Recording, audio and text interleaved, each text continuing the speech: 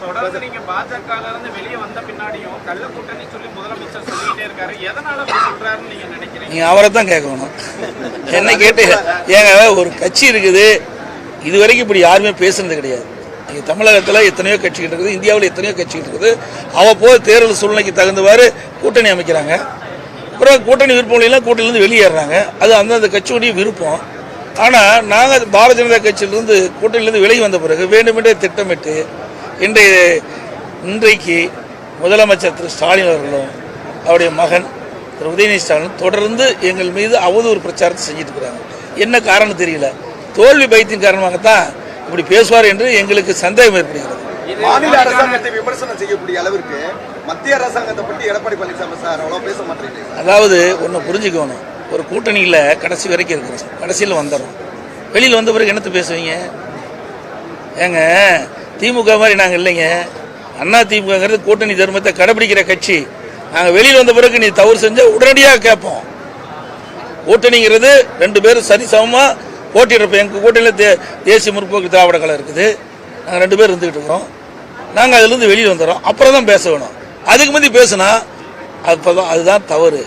கூட்டணிக்குள்ள இருந்துக்கிட்டே உள்ளடி வேலை செய்கிறாங்கன்னு அர்த்தம். அது திமுக கை வந்த கலை. அண்ணா திமுக அப்படி அல்ல. எங்களை நம்பி கூட்டணி சேர்கின்றவர்கள் யாராக இருந்தாலும் கடைசி வரைக்கும் நாங்கள் விசுவாசமாக இருப்போம். அதிலிருந்து பிரிஞ்சு வந்த பிறகு நாங்கள் தமிழ்நாட்டு மக்களுக்கு பாதிப்பு அடையக்கூடிய திட்டங்கள் எது வந்தாலும் கடுமையாக எதிர்ப்போம், முறியடிப்போம்.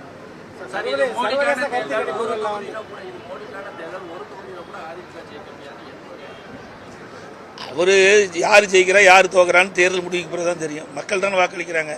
இவரா வாக்களிக்கிறாரு. இவர் பட்டன் அமுத்துறா இருந்தால் அவர் ஜெயிப்பார். நடக்காது. அவர் ஜெயிக்கிட்டோம், அப்புறம் மற்றது பார்க்கலாம். சர்வதேச கருத்து கணிப்பு யார் செய்யறா? தேசிய ஊடகங்கள் பார்க்கலாம். இதெல்லாம் ஊடக நம்பர் தான் நான் நேராக பேட்டி கொடுத்துருக்கிறேன். மதுரையில் பாருங்களேன், மதுரையிலே அனைத்து இந்திய அண்ணா திராவிட முன்னேற்ற கழகம் தான் அமோகமாக வெற்றி பெறுது. ஊடகத்தை பத்திரிகை சொல்றேன். இதை வேண்டுமென்றே திட்டமிட்டு ஒரு தவறான பிரச்சாரத்தை, கற்பனையை நீங்கள் வெளியிட்டு இருக்கிறீங்க. உண்மை நிலை களத்தில் அப்படி அல்ல. அனைத்து இந்திய அண்ணா திராவிட முன்னேற்ற கழகம் மக்களிடத்தில் மிகப்பெரிய செல்வாக்கு இருக்குது. எங்களுடைய கூட்டணி கட்சிக்கு மிகப்பெரிய செல்வாக்கு இருக்குது. அனைத்து இந்திய அண்ணா திராவிட முன்னேற்ற கழகம் எங்களுடைய கூட்டணி மிக அபரிதமான வெற்றியை தமிழ்நாடு முழுவதும் பெறும், பாண்டிச்சேரியிலும் பெறுவோம், இளவங்கோட்டை இடைத்தேர்தலும் பெறுவோம்.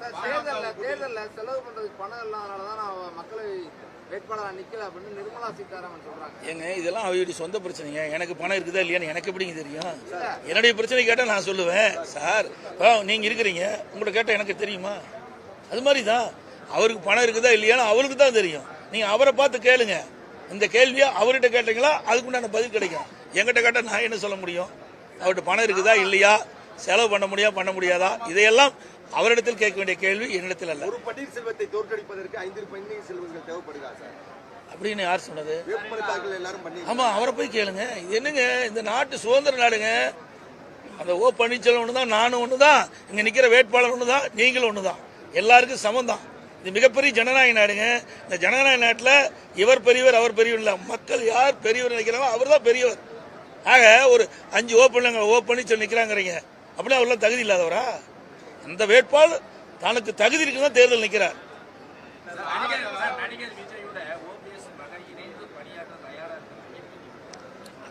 இது அவருடைய கருத்து. நீ அவரை தான் கேட்கணும். அவர் இணைந்து பணியாற்றுறாரா தனிஞ்சு பணியாற்றுறாரா இது அவரிடம் கேட்கின்ற வினா. எனக்கு என்ன தெரியும் அவரை பத்தி? பெருந்தன்மையோட இருக்கக்கூடிய ஒரு எடப்பாடி பழனிசாமி ஓ பன்னீர்செல்வம் தன்னுடைய தவறுகளை உணர்ந்து மன்னிப்பு கேட்கிற பட்சத்தில் அவரை சேர்த்துக் கொள்வதற்கான வாய்ப்பு இருக்கா சார்? இது நான் 2 கோடி தொண்டல் நான் ஒரு தொண்டன். உங்க கூட இருந்தாரு 2 கோடி தொண்டல் நான் ஒரு தொண்டங்க. 2 கோடி தொண்டர்கள் எடுத்த முடிவு எடப்பாடி பழனிசாமி எடுத்த முடிவு அல்ல. நல்லா புரிஞ்சுக்க. ஊடகத்திலே பத்திரிகை சொல்றேன். தனிப்பட்ட முறையில் வேண்டுமென்றே திட்டமிட்டு சில கற்பனையான செய்திகள் எடுத்து தவறு. ஒட்டுமொத்தமாக அனைத்து இந்திய அண்ணா திராவிட முன்னேற்ற கழக நிர்வாகிகள், மாவட்ட செயலாளர்கள், 2 கோடி தொண்டர்கள் எடுத்த முடிவின்படி தான் நான் செயல்படுறேன். காட்டிட்டோம். நான் பெரியவங்கிட்ட ஆசி வாங்குறது தப்பா? வேற யார்கிட்டையும் போய் 3ஆவது வாங்கலையே. இவி மாதிரி வெளியில பெரிய வீரவசனம் பேசுறார். நாங்க பிரதமரை எதுக்குறோம் அப்படின்னு வீரவசனம் பேசுறார். அது கருப்பு கூட பிடிச்சா அவர் கோவிச்சுக்காரன்னு வெள்ளை கூட பிடிக்கிறார். அப்படிப்பட்ட தலைவர்கள் தான் தமிழ்நாட்டில் இருக்கிறாங்க. அப்புறம் ஓடோடி போய் தமிழ்நாட்டில் இருக்கிற திட்டங்களை துவக்கி வைக்கிறதுக்கு அழைக்கிறார். அங்க சரணகதி, இங்க வீரவசனம். இதுதான் இரட்டை வேடம் திமுக. பாஜகவினுடைய முக்கிய தலைவர்கள் எல்லாம் களமிறங்கி இருக்காங்க. இதை எப்படி பாக்குறீங்க? அண்ணாமலையில இருந்து தமிழ் ஏங்க யாரு களமிறங்கினாலும் ஓட்டு போடுறது மக்கள் தாங்க. மக்கள் யாரை தீர்மானிக்கிறாங்களோ அவிதான் அந்த வேட்பாளர் தான் வெற்றி பெறுவாங்க. ஆக களத்துல நிக்கிறவங்க பத்தி கவலை இல்லை.